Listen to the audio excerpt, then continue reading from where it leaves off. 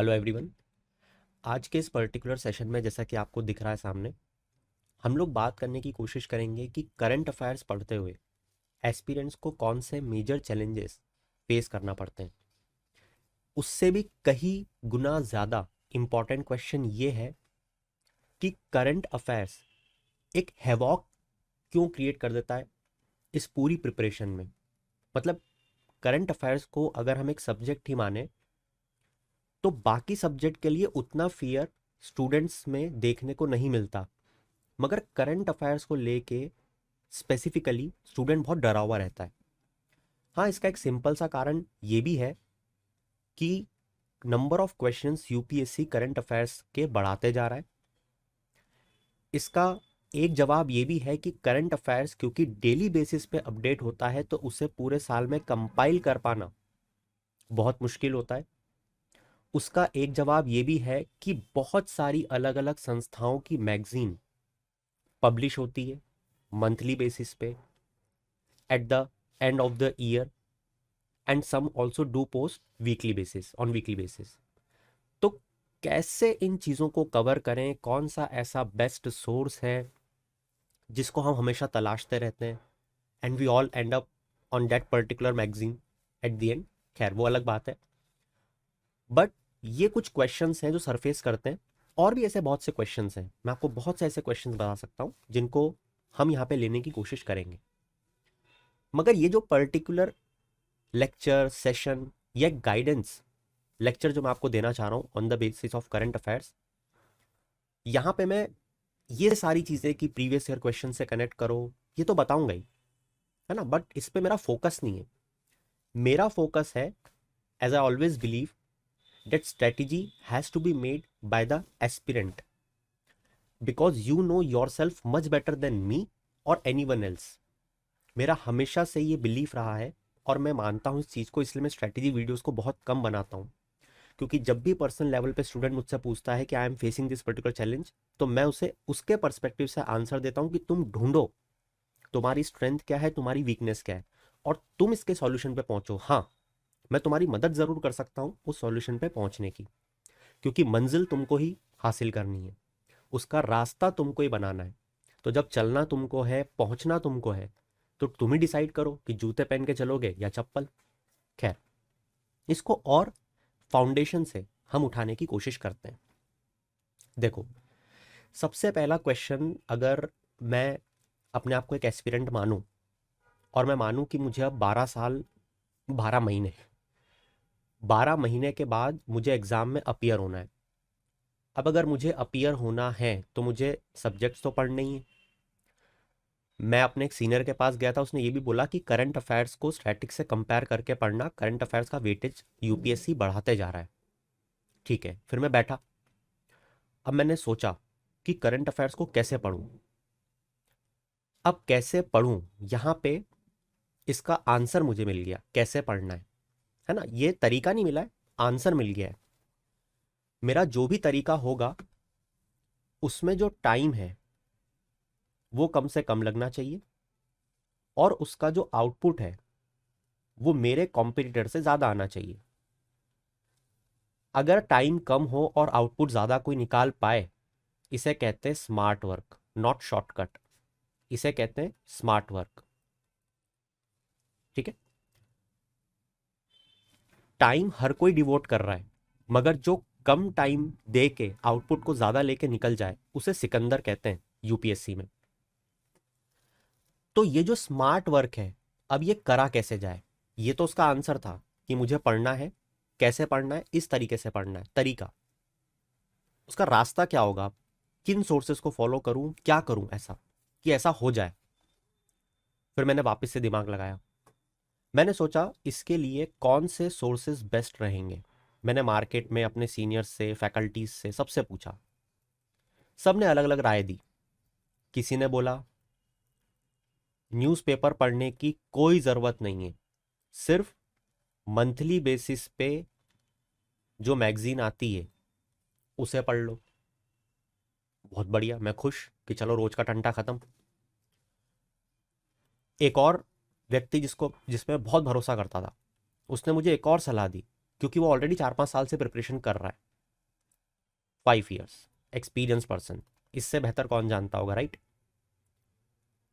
5 साल से प्रिपरेशन कर रहे हैं वो, मेरे सीनियर है।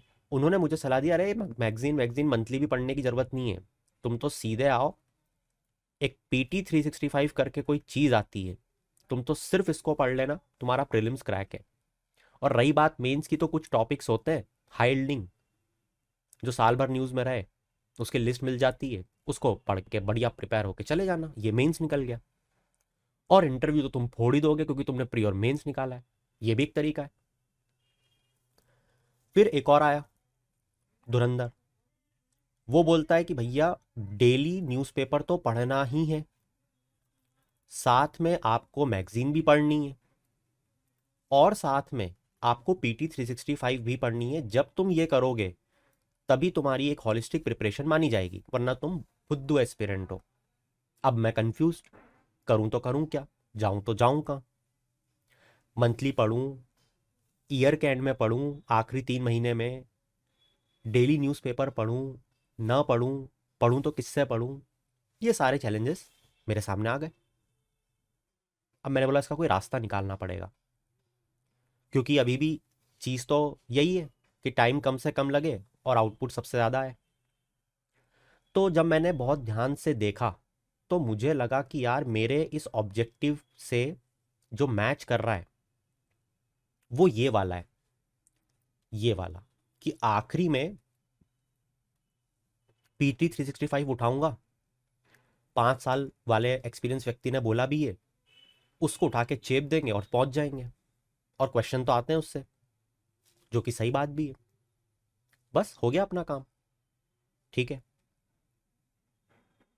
तो क्या ये अपना लें स्ट्रेटेजी आंख बंद करके? अब यहां पे आएगा एक सबसे बड़ा क्वेश्चन, क्वेश्चन है आपकी स्ट्रेंथ और आपकी वीकनेस। ये जो पर्टिकुलर स्ट्रेटेजी है, इससे कई लोग, कई टॉपर बन जाते हैं, मगर कई लोग फेल भी हो जाते हैं। तो क्या किया जाए और सही चीज क्या है? यहां पे आपको आपकी स्ट्रेंथ और आपकी वीकनेस पे काम करना पड़ेगा। अब ये स्ट्रेंथ और वीकनेस पे काम करने का मतलब क्या है? फिर मैंने सोचा कि यार जब कुछ लोग इसी स्ट्रेटेजी को पढ़ के पास हो रहे हैं और इसी स्ट्रेटेजी को पढ़ के फेल हो रहे हैं, तो ऐसा क्या है कि एक ही चीज है मगर एक पास हो रहा है और एक फेल हो रहा है? तो मैंने पाया कि यहां पे स्ट्रेंथ और वीकनेस का खेल है। तो मैंने कोशिश की कि मैं एक बार शांति से बैठूं, और मैंने सोचा कि मेरे स्ट्रांगनेस, मेरी स्ट्रेंथ क्या है, मैं कहां पे स्ट्रांग हूं और मैं कहां पे वीक हूं। ये मैंने सोचना शुरू किया। बड़े ही बेसिक से पॉइंट्स मैंने सोचे। मैंने सोचा कि मैंने आज तक जीवन में क्या हासिल किया है, मतलब एजुकेशनल बेसिस पे बोल रहा हूं मैं। मैंने आज तक जीवन में क्या हासिल किया है, मतलब मैंने कोई एग्जाम क्रैक कर दी है बहुत बड़ी, मैं बहुत बड़ी संस्था से पास आउट हूं, या मैं इतना होशियार हूं कि मैं ओलंपियाड और ऐसी बहुत सारी चीजों को फोड़ चुका हूं, ठीक है। या मुझे इतना पता है कि मेरी वोकैब जो है वो बहुत अच्छी है, मैं चीजों को बहुत अच्छे से कॉम्प्रिहेंड कर लेता हूं। मतलब आसान भाषा में समझाने के लिए कि मैंने जो अपनी स्ट्रेंथ को देखा तो मैंने पाया कि यार मैं एवरेज स्टूडेंट से कहीं गुना ज्यादा अच्छा हूं। और ये ओवर कॉन्फिडेंस की बात नहीं है, एक व्यक्ति अपने आप को इतना जानता है कि अगर 100 बच्चों को मेरे सामने खड़ा करोगे तो मैं टॉप 5 में तो आ जाऊंगा, क्लियर। तो यहां पे मैंने देखा कि मेरी स्ट्रेंथ है ये, इसका मतलब अगर मैंने ये चीजें अचीव करी हैं तो शायद मैं कोई ऐसी चीज करने में केपेबल रहूं जो बाकी लोग ना कर पाते हो, एवरेज स्टूडेंट ना कर पाते हो। आखिरी टाइम पे मतलब मैं फटाफट फटाफट चीजों को कर लूं, क्योंकि मेरा दिमाग उतना तेज है, ये बात मेरे को पता है, ठीक है। अब आते हैं वीक। वीक का मतलब ये नहीं होता है कि मैं फुद्दू एस्पिरेंट हूं। वीक का मतलब ये होता है कि मैं एक बहुत ही एवरेज सा स्टूडेंट हूं, बहुत ही, है ना। बहुत ही एवरेज से स्टूडेंट का मतलब ये होता है कि भैया देखो, मेरे पास है ना कोई ऐसी स्पेशल स्किल नहीं है, मेरे को तो मेहनत करनी पड़ेगी, ठीक है। अब जब मैंने देखा तो मैं इसमें भी कंफ्यूज हो गया कि यार मेरी स्ट्रेंथ क्या है और मेरी वीकनेस क्या है, मैं इस सॉल्यूशन तक कैसे पहुंचूं, कि मैं मैगजीन को कौन सी फॉलो करूं, न्यूज़पेपर में करूं तो करूं क्या। तो जब भी ऐसा असमंजस आता है, जब भी, जैसे मैं आपको एक बहुत एथिकल पर्सपेक्टिव का क्वेश्चन देता हूं, इसमें बड़े बड़े साधु संत तो ने ये आंसर दिया है कि हमें ये नहीं पता अभी तक, सब ने, कि अपनी बॉडी को अपने मरने के बाद दान देना चाहिए या नहीं। हमारे रिलीजियस टेक्स्ट ये बोलते हैं कि नहीं करना चाहिए, और एक ह्यूमन टच हमारे अंदर का ये बोलता है कि बिल्कुल करना चाहिए। आप किसी की मदद कर रहे हो, जब हर इंसान में राम बसता है तो क्यों नहीं करना। सोच के देखो कितना ब्यूटीफुल क्वेश्चन है। तो अब करें या ना करें, असमंजस में, क्योंकि जो टेक्स्ट बोल रहे हैं कि हर व्यक्ति में राम बसता है, और आप तो राम जी की कृपा कर रहे हो या राम जी की भक्ति कर रहे हो ये चीज़ करके, दान दे के, और वही टेक्स्ट बोल रहे हैं कि ये ऐसा नहीं होना चाहिए मरने के उपरांत, क्या करा जाए। तो यहाँ पे जब ऐसी कोई चीज़ होती है ना, तो हर चीज़ का एक मध्यम मार्ग निकाला जाता है। मध्यम मार्ग जहां पे आपकी सारी चीज़ें आपको एक पेरीफेरी में दिखें कि हाँ ये मैं सारी चीज़ें कर पा रहा हूँ, और मेरा जो ऑब्जेक्टिव है उसको नहीं भूलना है, कम टाइम और मैक्सिमम आउटपुट, मैं इसको भी अचीव कर पा रहा हूँ। क्या कोई ऐसा माध्यम मार्ग है क्या कि ये सारी चीज़ें हो जाए? हाँ, but again you have to put some extra effort, क्योंकि आप सारी चीज़ों को अगर कर रहे हो तो आपको कुछ एक्स्ट्रा एफर्ट मारने पड़ेंगे। तो अब वो अगर एक्स्ट्रा एफर्ट मारना है, उसकी स्ट्रेटेजी क्या हो, कि मेरा मन का जो डर है कि यार मैं नहीं समझ पा रहा, मैं स्ट्रेंथ हूं, मैं स्ट्रांग हूं, मैं वीक हूं, मैं नहीं समझ पा रहा, मेरे को कुछ समझ नहीं आ रहा, मगर फिर भी मेरे को इनमें से चूज करना है। तो अब हम कुछ ऐसी चीज देखेंगे कि आप ये सारी चीजें कर पाओगे अपने आप ही, बस इस चीज को फॉलो करके देखते हैं, और थोड़े से एक्स्ट्रा एफर्ट मार के। जवाब है टॉपिक वाइज। जवाब है टॉपिक वाइज। खैर इस पे मैं आता हूं। एक चीज इसके पहले मैं और बताना चाहूंगा, वो ये है कि जब मैं आपको बोल रहा था ना कि मैं थोड़ा सा वीक हूं, इस वीक का मतलब ये है क्योंकि मैं इतने सारे एस्पिरेंट्स को पर्सनली गाइड करता हूं हर साल, ठीक है, इसलिए ये बात मुझे पता है। एक एस्पिरेंट ये बात जानता है कि मेरी वोकैब वीक है, मैं चीज़ों को कॉम्प्रीहेंड नहीं कर पाता हूं आसानी से। जब मैं सी सेट में बैठता हूं तो कॉम्प्रीहेंशन में मुझे बहुत ज़्यादा टाइम लगता है सॉल्व करने में, ठीक है। मेरी आंसर राइटिंग जो है वो बहुत बुरी है, अगर मैं बाकी एस्पिरेंट से कंपेयर करूं, नहीं भी करूं तो पर्सनली मुझे पता है मेरी आंसर राइटिंग बहुत बेकार है। ये होती है वीकनेस। इस चीज को सॉल्व करने के लिए सिर्फ और सिर्फ एक तरीका है, आपको बहुत सारे अलग अलग डॉक्यूमेंट्स पढ़ने पड़ेंगे। जैसे आपके सामने यह आर्टिकल दिखाया हुआ है, यह आर्टिकल दिखाया है, यह आर्टिकल दिखाया है, एग्जाम्पल दे रहा हूं मैं। आपको अलग अलग टेक्स्ट पढ़ने पड़ेंगे, जभी जाके आपकी ये जो प्रॉब्लम है सॉल्व होगी। तो ये तो एक पन दो काज हो गए। सोच के देखो, आप जब डेली बेसिस पे ये डेली न्यूज़पेपर पढ़ रहे हो, तो क्या आपने कभी ये सोचा कि आप बाकी एस्पिरेंट्स से कॉम्प्रीहेंशंस में आगे निकल रहे हो? शायद आपको ये बात ना पता हो, मगर मैं आपको एक चीज बता देता हूं। आपने बहुत बार देखा होगा कि ऐसे बड़े बड़े टफ एडिटोरियल्स जो लोग दो दो तीन तीन चार चार साल से पढ़ रहे हैं न्यूज़पेपर को, या बचपन से ऐसी चीज़ों को पढ़ते आ रहे हैं जैसे नॉवेल्स हो गई, उनका कॉम्प्रिहेंशन कैपेबिलिटी आपसे कहीं गुना ज़्यादा होती है। वो इस आर्टिकल को 5, 7, 10, 12, 15 मिनट में पढ़ लेते हैं, और ये चेक भी है आपके लिए, आपकी स्ट्रेंथ और वीकनेस चेक करने के लिए। किसी एक दोस्त को बैठा हो जो तैयारी कर रहा हो, उसको बोलो एडिटोरियल पढ़ तू, देखो उसको कितना टाइम लग रहा है, और समझदार बच्चे को बैठाना, देखो उसको कितना टाइम लग रहा है और देखो आपको कितना टाइम लगा, आप खुद समझ जाओगे। समझ रहे हो?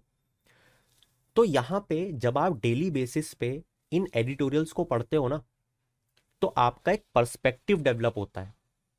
यह आपने बहुत बार सुना होगा अलग अलग लोगों से कि पर्सपेक्टिव डेवलप होता है। आपको ऑथर की सोच पता चलती है, वो उस पर्टिकुलर चीज के बारे में क्या बोलना चाह रहा है, वो उस पर्टिकुलर चीज के प्रॉज में बोल रहा है, कॉन्स में बोल रहा है, या ऐसी कौन सी अलग चीज बता रहा है।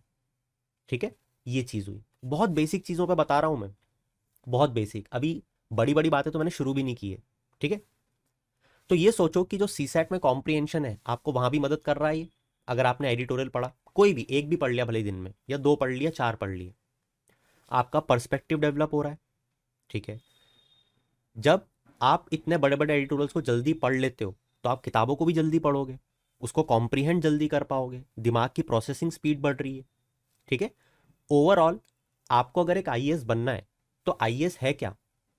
आईएएस एक ऐसा व्यक्ति है जिसके पास हजारों पेज के डॉक्यूमेंट्स रोज आते हैं। वो नजर से ऊपर ऊपर से चीजों को समझ जाता है कि इसमें ये है, इसमें ये है, इसका कंक्लूजन ये है। आप समझ पा रहे हो उसको क्या चीज चाहिए? तो क्या यूपीएससी में जो सिलेक्शन कर रहे हैं उनको नहीं पता कि इनको क्या चीज चाहिए और हमको क्या चीज उन स्टूडेंट से चाहिए?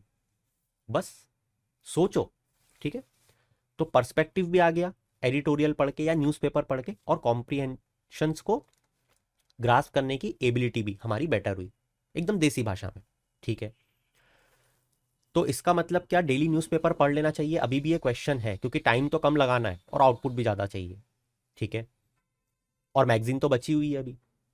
तो इसका जवाब है टॉपिक वाइज। और मैं ये भी बताऊंगा आपको अभी, है ना, ये भी मैं बताऊंगा आपको कि हर चीज़ नहीं पढ़नी है कि एक ही टॉपिक पे 50 आर्टिकल समझाऊंगा। देखो, अब आते हैं टॉपिक वाइज पे। टॉपिक वाइज ये जो स्कीम है, ये एक ऐसी स्कीम है जिसके अंतर्गत आप इन सारी चीज़ों को कवर भी कर लोगे और आपको टाइम भी सबसे कम लगेगा। जो एक फोमो होता है, फियर ऑफ मिसिंग आउट, कि मैंने मैगजीन नहीं पढ़ी है या मैंने न्यूज़पेपर नहीं पढ़ा है, ये भी अपने आप दूर हो जाएगा सिर्फ इस एक स्ट्रेटेजी से। ठीक है, हर बार जब भी मैं बोलूं सिर्फ एक स्ट्रेटेजी, इसमें एक डिस्क्लेमर ऐड कर लेना, you know your self better than मी। अगर आप कोई चीज काम कर रही है आपके लिए तभी इसको फॉलो करना, 15 दिन में समझ में आ जाएगा, वरना इसको छोड़ देना। ठीक है, चलो अब आते हैं टॉपिक वाइज। ये क्या है टॉपिक वाइज, इसको समझते हैं। देखो, आप लोगों को ये बात तो पता होगी कि अलग अलग सब्जेक्ट्स होते हैं, हिस्ट्री होता है, पॉलिटी होता है, आर्ट एंड कल्चर होता है, हिस्ट्री होता है, इकोनॉमी होता है, ज्योग्राफी, जानते हो आपको क्या बताऊं मैं, है ना, एथिक्स, सब। चलो, अब यहां पे आता है इसका सिलेबस यूपीएससी का। ठीक है, और वही घिसी पिटी बात जो सब बोलते हैं, प्रीवियस ईयर क्वेश्चन। और घिसी पिटी बात का मतलब ये है कि सब बोलते हैं इसलिए, इससे जरूरी कोई चीज नहीं है दुनिया में, यूपीएससी की दुनिया में प्रीवियस ईयर क्वेश्चन। ठीक है, अब देखो, मजा देखना, सिलेबस है, प्रीवियस ईयर क्वेश्चन है, आप लोग हर चीज को करंट अफेयर्स में डिवाइड कर दो टॉपिक्स में। टॉपिक्स, अब ये टॉपिक्स क्या होते हैं? जैसे टॉपिक्स होते हैं, आपने मान लो टॉपिक बना लिया इंटरनेशनल रिलेशंस का। ठीक है, ये एक मॉड्यूल है। वैसे इंटरनेशनल रिलेशंस एक टॉपिक है, एक मॉड्यूल है, जो मानना चाहो मान लो। इस टॉपिक में सब टॉपिक्स आएंगे। जैसे इंटरनेशनल रिलेशंस के अंदर क्या टॉपिक चल रहे हैं जो आपने अभी न्यूज में सुने पिछले 1 साल, 2 साल, 3 साल, कभी भी। जैसे यूक्रेन क्राइसिस, सुना आप लोगों ने? जवाब है हाँ। जैसे इसराइल हमास वॉर, अभी मैं वॉर की बात कर रहा हूँ, है ना, बहुत सारी चीजें चल रही हैं, सिर्फ एक ही नहीं है। अब जैसे G20 की प्रेसिडेंटशिप भारत ने करी थी, तो G20, है ना, और भी ऐसी संस्थाएं चलती रहती हैं। जैसे अभी ये आर्टिकल ये आपको दिखा रहा है पाकिस्तान और ईरान के बीच में जो क्लैशेस चल रहे हैं, तो पाकिस्तान एंड ईरान। जैसे आपने देखा होगा सिक्योरिटी थ्रेट आ रहे हैं रेड सी में, है ना। जैसे आपने इंडिया चाइना के रिलेशंस को देखा होगा, जब क्लैशेस होते हैं, डोकलाम हो गया, एक्सेट्रा एक्सेट्रा, है ना। इंटरनेशनल रिलेशंस में और भी बहुत चीज़ें आती हैं। ठीक है, अब समझना कि आप किसी चीज़ को कैसे कर सकते हो और एक एस्पिरेंट कहाँ पे गलती करता है। एस्पिरेंट से गलती ये होती है, यूक्रेन क्राइसिस एक टॉपिक है ना, इससे एक क्वेश्चन आएगा, ये सबको पता है, सबको, हर कोई जानता है, मगर क्वेश्चन क्या आएगा ये कोई नहीं जानता। ठीक है, अब होता क्या है, जब एक एस्पिरेंट को ये लग जाता है कि इससे क्वेश्चन आना डेल श्योर है, तो वो क्या कोशिश करता है कि यूक्रेन क्राइसिस पे अगर न्यूज़पेपर्स में 500 आर्टिकल छपेंगे तो वो कोशिश करता है कि 500 के 500 आर्टिकल मैं या तो यूट्यूब पे देख लूं या मैं खुद पढ़ लूं, ठीक है, और भी जो भी आप कर सकते हो, वो कोशिश करता है कि मैं सब कर लूं।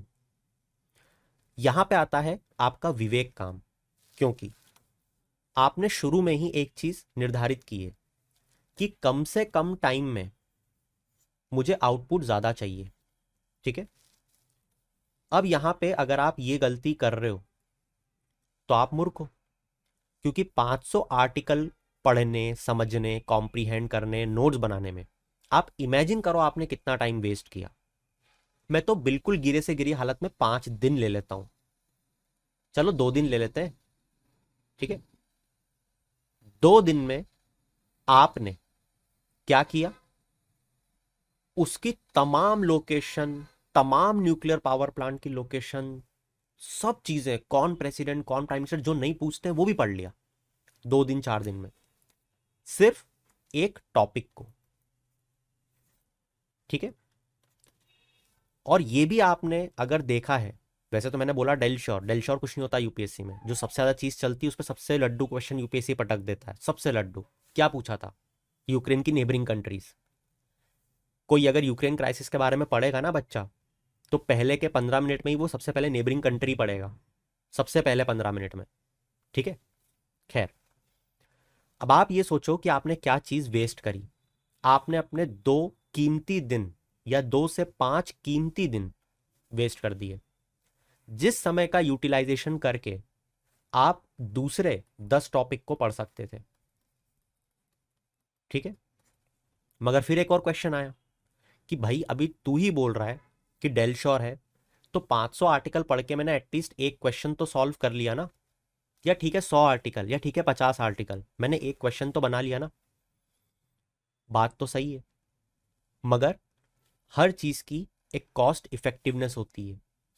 आप ये देखो कि आप उस चीज को, इसी 500 आर्टिकल या 100 आर्टिकल जो आप पढ़ रहे हो, इसको आप 2 घंटे या 4 घंटे 6 घंटे में भी पढ़ सकते हो। उसका एक तरीका होता है, वो तरीका फाइंड आउट करो। मैं ये नहीं बोल रहा कि आप ज्यादा मत पढ़ो, पढ़ना बहुत है, मगर उसका एक तरीका फाइंड आउट करो कि मैं ऐसा क्या करूं कि मेरा कॉम्पिटिटर अगर 50 आर्टिकल पढ़ रहा है, मगर मैं एक ही बार बैठूंगा 3 घंटे 4 घंटे 5 घंटे और इस टॉपिक की बखिया उखेड़ दूंगा, एक एक चीज पढ़ लूंगा, एक एक थ्रेड बना लूंगा। तरीका है, जवाब है हाँ है। आप टॉपिक का नाम लिखो, हेडिंग यूक्रेन क्राइसिस, ठीक है। उस यूक्रेन क्राइसिस में आप बैठो और सारी चीजों को, अच्छा इसमें एक चीज मैं बता दूं, जब ये इशू आता है ना बहुत एकदम बड़ा कोई, तो कुछ टाइम रुको और देखो कि सबसे अच्छे आर्टिकल्स, और ये आपको पता चल जाता है जो एक सीरियस एस्पिरेंट रहता है कि कहाँ छपे हैं और किस दिन छपे हैं, थोड़ा रुक के आते हैं वो, क्योंकि एनालिसिस करते हैं ना वो भी। तो जिस दिन आपको 3 से 4 अच्छे आर्टिकल दिख जाए, या आप सर्च करो थोड़े दिन बाद जब वो इशू हो रहा हो, उसके 2 3 दिन रुक के आप सर्च करो, 2 3 घंटे यहां दे दो, ठीक है। टॉपिक पे चल रहे हैं अपन, टॉपिक, फिर यूक्रेन क्राइसिस का जो टॉपिक है, क्योंकि बहुत इंपॉर्टेंट है, अगले महीने की जो मैगजीन आएगी उसने भी यूक्रेन क्राइसिस कवर किया होगा। अब जो आपने पहले 2 3 घंटे में 4 5 6 आर्टिकल पढ़े, उसके आपने कुछ नोट्स बनाए होंगे, है ना, यूक्रेन क्राइसिस। फिर मैगजीन को उठा लो। अब मैगजीन पूरी में कितने टॉपिक दिए मेरे को मतलब ही नहीं है, मेरे को तो मेरा टॉपिक चाहिए। एक मैगजीन में एक टॉपिक को कवर करने में 20 मिनट लगते हैं, ठीक है। 20 मिनट में ये देखो कि आपने जब ये आर्टिकल पढ़ के इसके नोट्स बनाए, उसमें क्या कोई चीज मिसिंग थी? अगर मिसिंग थी तो 20 मिनट में आपको ये समझ में आ जाएगा, इसको अपडेट कर लो। ये मंथली मैगजीन हो गई। इसके बाद आती है PT365, या जो भी मैगजीन आप फॉलो कर रहे हो, मुझे तो मतलब ही नहीं आप क्या कर रहे हो, जो भी कर रहे हो। इसके बाद आपकी जो इच्छा है, ईयरली एंड में आपने कुछ कुछ भी करा, आपने किसी के नोट्स लिए, जो भी करा, उसमें भी यूक्रेन क्राइसिस कवर्ड होगा, उसमें देख लो यूक्रेन क्राइसिस। वहां से आपको फिर समझ में आ जाएगा कि जो आपके फाइनल नोट्स थे उसमें क्या कोई चीज मिसिंग थी, अगर थी तो उसको यहां से अपडेट कर लो। इस पूरी प्रक्रिया में आपको 6 से 7 घंटे लगे। ठीक है, एक न्यूबी की बात कर रहा हूं मैं, एक्सपीरियंस व्यक्ति की तो बात ही नहीं कर रहा हूं। ठीक है, ये जो वीडियो है ये न्यूबी लोगों के लिए, एक्सपीरियंस लोगों को तो ये सब चीजें पता है, वो तो खेलते हैं इन चीजों से। 6 से 7 घंटे में आपने पूरी चीज कवर कर ली। हाँ, एक एक्सपीरियंस व्यक्ति का लिए अगर मैं दूसरा ऑप्शन बताता तो शायद वो 2 घंटे में ही कर लेता, मगर मैंने बोला ना, आप एक नया एस्पिरेंट हो, आपको अपनी स्ट्रेंथ वीकनेस नहीं पता, आपको थोड़े से एक्स्ट्रा एफर्ट डालने पड़ेंगे। याद करो मैंने मेरे शब्द जो मैंने कुछ देर पहले बोले, आपको कुछ एक्स्ट्रा एफर्ट मारने पड़ेंगे, तो आपको डबल टाइम लगा, मैं मान लेता हूँ। एक एक्सपीरियंस व्यक्ति उसको 3-4 घंटे में पढ़ता, आपने उसमें 6 घंटे 7 घंटे लगाए, मगर आपका डर तो मिट गया। मैंने न्यूज़पेपर भी पढ़ लिए, आर्टिकल, मैगजीन, पीटीसी सब हो गया। यूक्रेन क्राइसिस से जो भी क्वेश्चन आएगा मेरे से बन जाएगा। अब इसमें आपको क्यों यूट्यूब के बहुत सारे देखने हैं एनालिसिस, एक देख लो, दो देख लो, तीन देख लो, समझ रहे हो बात को? ठीक है, यहां से आपको पकड़ में आ जाएगी चीज कि यूक्रेन क्राइसिस मेरा खत्म हो गया। ठीक है, अब आप इसके अलावा कोई भी टॉपिक यहां पे लिख लो, कोई भी टॉपिक यूक्रेन की जगह। मैं उम्मीद करूंगा कि आप ये समझ पाए कि यहां पे हम जो करंट अफेयर्स है उसको टॉपिक वाइज क्यों पढ़ने की कोशिश कर रहे हैं। अगर आप हर चीज को टॉपिक वाइज पढ़ रहे हो तो आपका न सिर्फ टाइम बचेगा, आपके नोट्स प्रिपेयर्ड होंगे, और न सिर्फ नोट्स प्रिपेयर होंगे, आप उनको मल्टीपल टाइम रिवाइज कर पाओगे।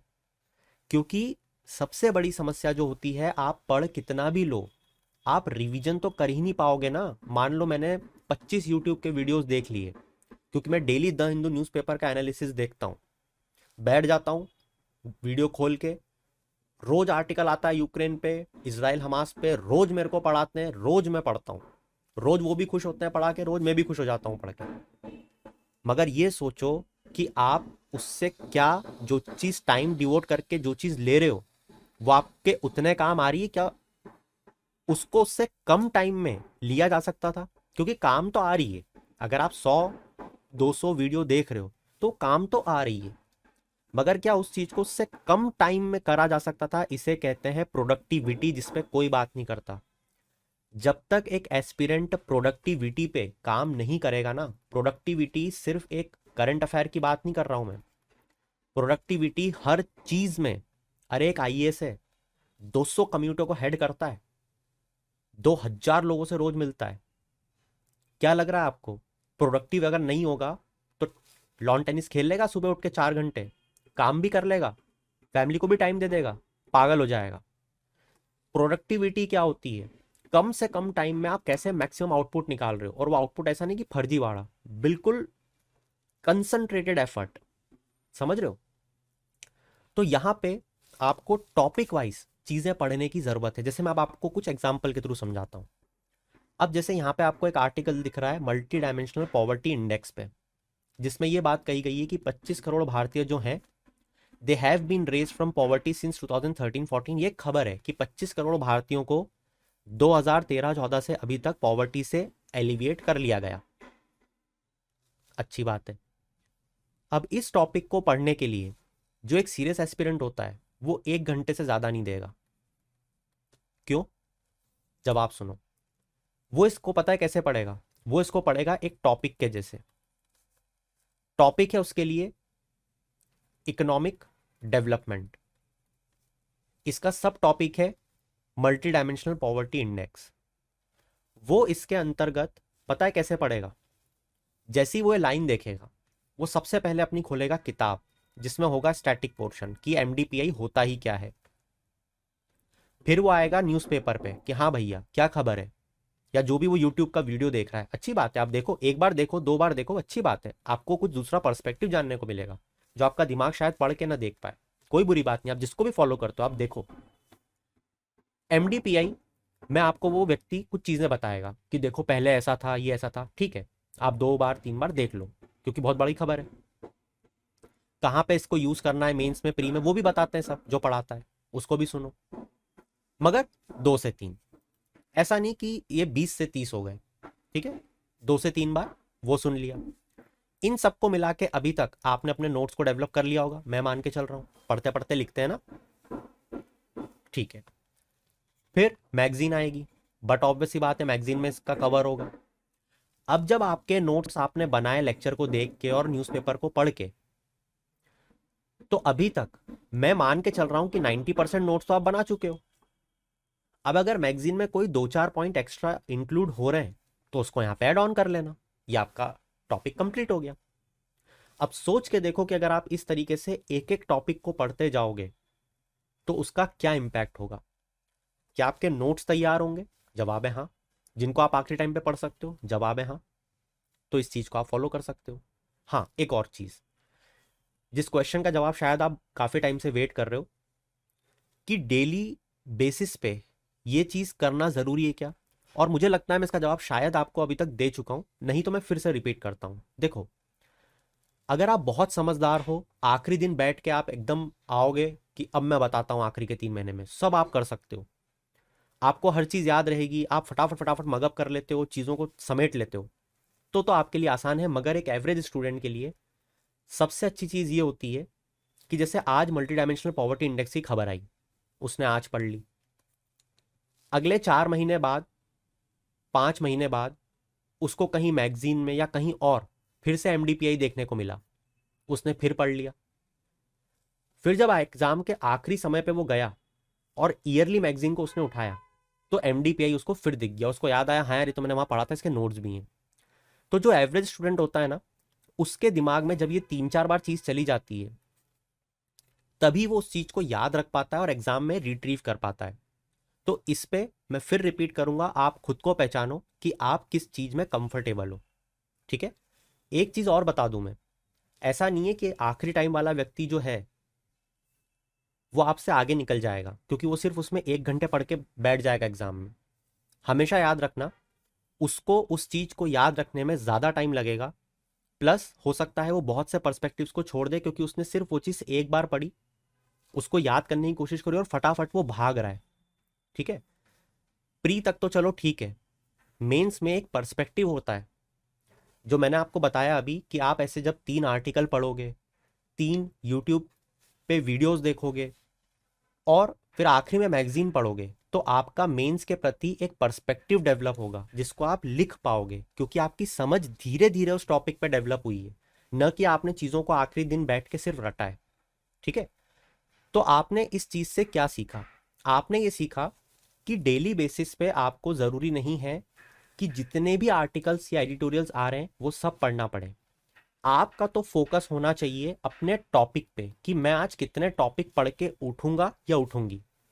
मान लो मैंने आज तय किया न्यूज़पेपर देख के सुबह कि 3 टॉपिक मुझे बहुत इंपॉर्टेंट लग रहे हैं और इस 3 टॉपिक को मैं कंप्लीट करूंगा आज।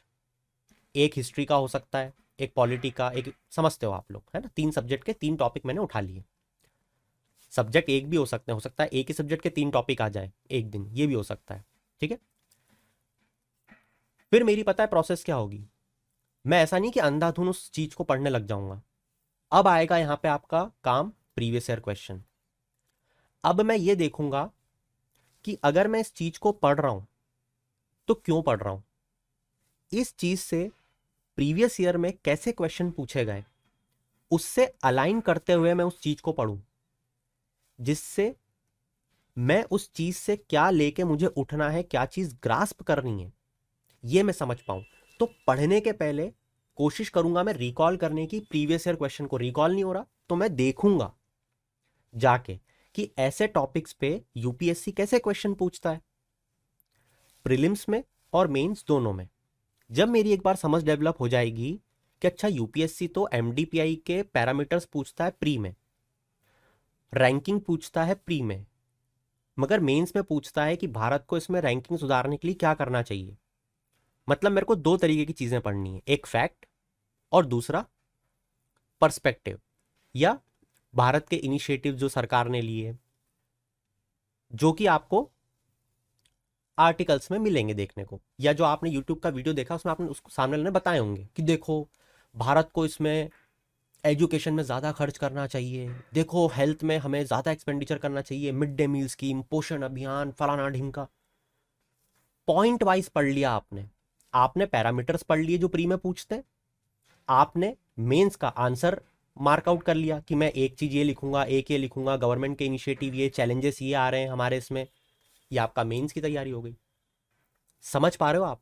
आपने एक टॉपिक को उठा के प्री पढ़ लिया, आपने एक टॉपिक को उठा के मेंस पढ़ लिया, आपने प्रीवियस ईयर क्वेश्चन पढ़ लिया जो बोलते हैं कि हर बार पढ़ो पढ़ो। आखिरी टाइम पे जब आप बैठोगे ना पढ़ने, आपने ये तो कर ही लिया है, प्री आपका तैयार है, पैरामीटर्स एनालिसिस आपने देख ही लिया है। हाँ, आखिरी टाइम पे अगर मैगजीन में कोई एक दो चीज छूट गई होगी आपसे, जो उसने भी नहीं बताई, आपकी भी नजर में नहीं, उसको फटाफट देख के वहां से अपडेट कर लो।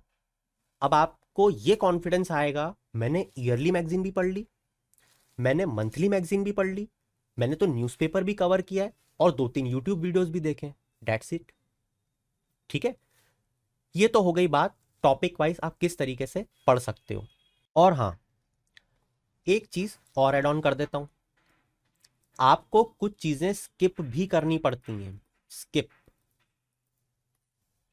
क्योंकि देखो, एक होता है मजा जो आता है, ठीक है, मगर ये दे जाता है सजा जो आपको मिलती है मजा लेने की।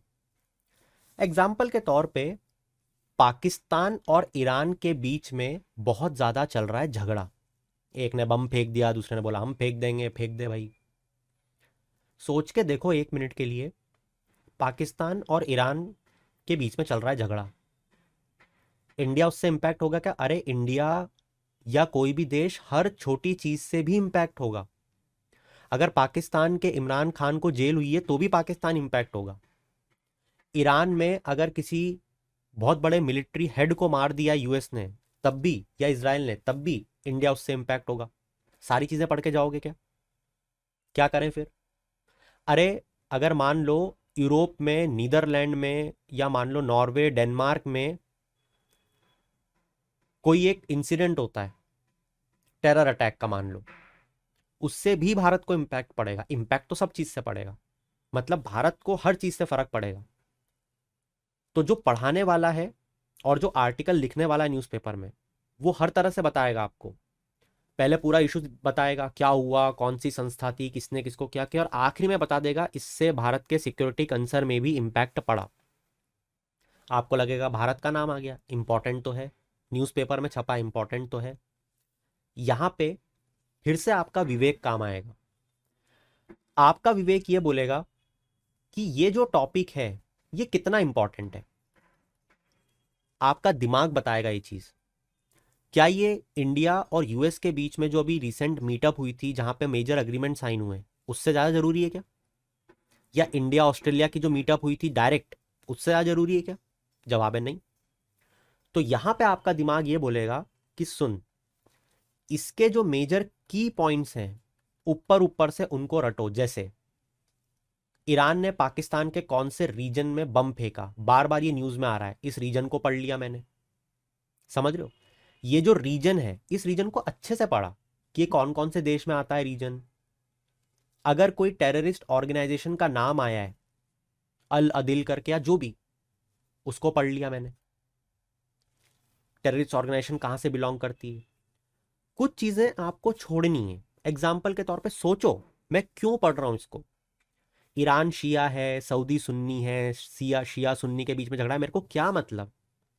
क्या कभी यूपीएससी ने 50 सालों में आपसे ये चीज पूछी है क्या?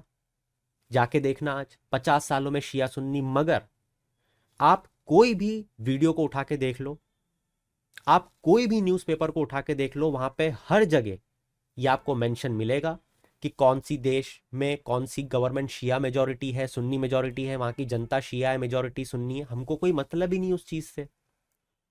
ठीक है, तो अगर आप किसी का यूट्यूब वीडियो देख रहे हो और उसमें अगर ये समझाया है कि शिया ये है, सुन्नी ये है, फलाना लोग सुन्नी है, सरकार के खिलाफ, ये अपनी काम की चीज वहां से निकालो, और जो आपको पता है कि ये चीजें नहीं पूछते हैं उसको स्किप करते जाओ, दिमाग में अंदर लेना ही नहीं है। यहाँ पे गेटवे बना दो। समझ रहे हो बात को? तो आप ये चीज कैसे कर पाओगे? जब आपको पता होगा कि मैं इस टॉपिक को क्यों पढ़ रहा हूं, इस टॉपिक से मुझे क्या चीज लेके निकलनी है। जब मैं इस टॉपिक को पढ़ूंगा तो मेरा दिमाग बिल्कुल फिक्स है। मैं इस टॉपिक को जब भी वीडियो देखूंगा कोई या न्यूज़पेपर पढ़ूंगा, मैं 3-4 चीजें देखूंगा। पहला, मैपिंग के पर्सपेक्टिव से कौन कौन सी लोकेशन के नाम आ रहे हैं। दूसरा, लीडर्स के नाम। यूपीएससी पूछता ही नहीं, मैं छोड़ दूंगा, गया सेकंड। फिर मैं देखूंगा शिया सुन्नी, मैं देखूंगा यूपीएससी पूछता ही नहीं, गया एक। ये भी अभी एक ही बचा है बस, मैपिंग। फिर मैं देखूंगा यहाँ पे कुछ टेररिस्ट ऑर्गेनाइजेशन का नाम यूज हो रहा है, उसको देख लूंगा कि भैया कौन सी नई टेररिस्ट ऑर्गेनाइजेशन आई है। इसको कहीं मैं मेंस में लिख दूंगा, कहीं भी ऐसा यूज हो जाएगा। या डायरेक्ट पूछ ही लें कि ये टेररिस्ट ऑर्गेनाइजेशन कौन से रीजन से बिलोंग करती है, मैपिंग। फिर मैं देखूंगा कि ये जो जिस रीजन की बात चल रही है, बम्बारी बम्बारी, इसको एक बार मैप पे देखते हैं, कौन सी देश है आसपास, क्या हो रहा है, थोड़ा इस तरीके की बातें। और आखिरी में मैं देख लूंगा 3 से 4 पॉइंट कि भारत पे इस पे क्या इंपैक्ट पड़ रहा है भारत का। समझ रहे हो? ऐसी चीजों से मैं इस टॉपिक को सिर्फ 1 घंटे में या आधी घंटे में कंप्लीट करके उड़ जाऊंगा। अब कोई ज़रूरत नहीं है मुझे इस पाकिस्तान ईरान पे 10 आर्टिकल पढ़ने की या 4 आर्टिकल भी पढ़ने की। ठीक है? इनफैक्ट मैं एक चीज़ और कर सकता था, इस टॉपिक को मैं सीधे तौर पे मैगजीन से पढ़ लेता। समझ रहे हो? तो न्यूज़पेपर और मैगजीन का जो एक तालमेल है, जो एक बैलेंस है, वो आपको बनाना पड़ेगा। यहां पे आपने ध्यान दिया, जो लीस्ट इंपॉर्टेंट टॉपिक है या जो कम इंपॉर्टेंट है, उसको मैं छोड़ सकता हूं मैगजीन के लिए, कि सीधे वहीं से पढ़ लेंगे पॉइंट वाइज। और जो दिख रहा है कि यार ये तो इंपॉर्टेंट चीज है, यहाँ तो पर्सपेक्टिव वाली बात है, उसमें न्यूज़पेपर में मैं फोकस कर सकता हूँ। ठीक है? तो ये कुछ अलग अलग स्ट्रेटजीज थी जो वेटेज पे डिपेंड करती है ना। ये जो आंसर था मैंने इस पे यूज नहीं किया, ये वेटेज पे डिपेंड करता है, किस चीज का कितना वेटेज है, किस टॉपिक का कितना वेटेज है, किस सब्जेक्ट का कितना वेटेज है। ठीक है? तो ये कुछ पॉइंट्स थे इन जनरल। मैंने कोशिश तो पूरी करी अपनी तरफ से कि मैं आपको कैसे बेहतर से बेहतर तरीके से समझा पाऊँ चीज़ को, कि आप इस फोमो से भी बाहर आओ, फियर ऑफ मिसिंग आउट, की मेरा कुछ छूट रहा है, आप कैसे हर चीज़ को फटाफट कर पाओ। कोशिश थी, मुझे नहीं पता कि, क्योंकि एज सच मैंने कुछ पॉइंट्स नहीं बनाए थे, मैं स्ट्रैटेजी के वीडियोस बनाता भी नहीं हूँ, क्योंकि मेरा मानना है कि एक इंडिविजुअल को अपनी खुद की स्ट्रैटेजी बनानी चाहिए। हाँ, मैं मदद ज़रूर करता हूँ। तो कमेंट में ज़रूर बताना यार एक बार कि मतलब कैसी लगी आपको स्ट्रैटेजी। हो सकता है कि आप कुछ चीज़ों से बिलीव ना रखते हो, या फिर आपके कुछ डाइवर्जेंट व्यूज़ हो, वो भी बताना। I am open to all. And in fact many of the students will get to know in the comment section कि दूसरे स्टूडेंट्स या दूसरे एक्सपीरियंस इसके बारे में क्या सोचते हैं, है ना। मुझे भी पता चलेगा और व्यू पॉइंट्स आएंगे मेरे पास, तो जब मैं अगली बार किसी को गाइड करूंगा तो मेरे लिए भी एक डिफरेंट व्यू पॉइंट्स लेके डिफरेंट व्यू पॉइंट्स देने वाली बात होगी, बीइंग अ मीडिएटर। तो ये कुछ बातें थी जो मुझे आप लोगों के साथ करनी थी टॉपिक वाइज। बस ध्यान रखो और एक बार कोशिश करो करने की 10 से 15 दिन। ठीक है? क्योंकि मैं उस चीज को इतने सालों से कर रहा हूं, मैं उस चीज को इतने सालों से करवा रहा हूं, मैंने उन चीजों का यूज करके रिजल्ट प्रोड्यूस करें, उस बिहाफ पे मैं आपको ये सजेशन दे रहा हूं। ठीक है? तो देखते हैं कमेंट सेक्शन में how you would all respond. That's it from my side for this particular topic, and then keep shining, have a good day.